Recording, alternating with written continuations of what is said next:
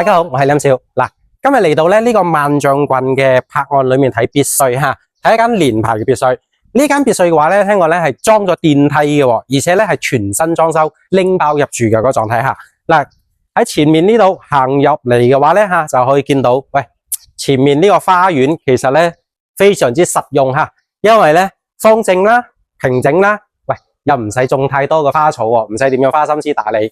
嗱，我哋跟住鏡頭入到嚟呢個屋內，見到其實呢啲裝修咧，都好靚仔，好實用噶吓。嗱，前面呢度咧依然有個2米幾嘅呢個櫃啦，真係夠晒用噶吓。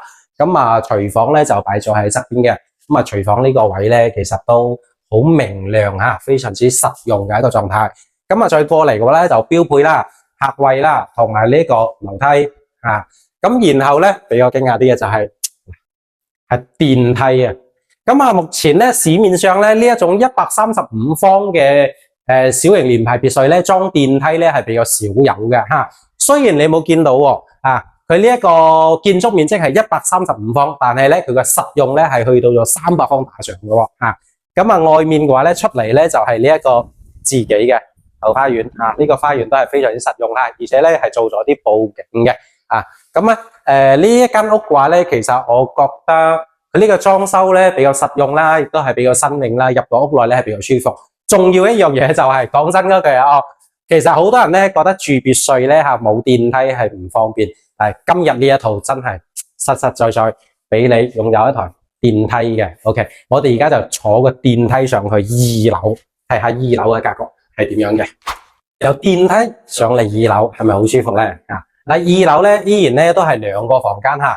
入到嚟其實全部都係套房嚟嘅，有洗手間，有呢一個床，哇！你可以見到呢啲裝修就全部做好晒吓，嗱，櫃啦、床啦，同埋呢啲陽台啦吓，全部都做好晒。佢呢個咧係換咗換咗呢一個隔音嘅中空玻璃，非常之舒服吓。咁咧令到間房咧係比較安靜嘅。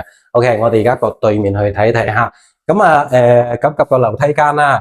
樓梯間其實都好舒服亦都冇變細吓，因為咧有一啲情況咧就係你裝咗電梯咧會令到個樓梯間變細，但係佢呢度係冇㗎吓。呢間咧係朝南向嘅呢一個房間嚟嘅，咁啊基本上咧全部都係做好晒吓。咁啊2樓咧就2個套房，咁啊而家我哋上3樓去睇睇。嗱，咁啊行翻樓梯上嚟3樓嘅話咧，呢個樓梯咧其實行起身都係好舒服㗎吓。